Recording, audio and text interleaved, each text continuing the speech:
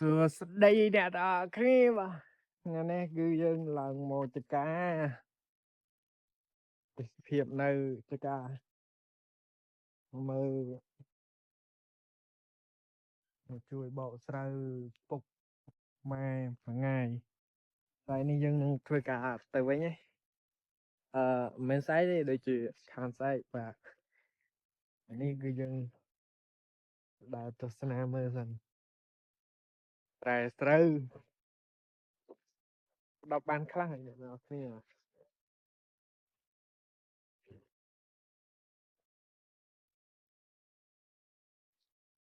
តែមើលតទៅមុខទៀតតែយ៉ាងហ្នឹង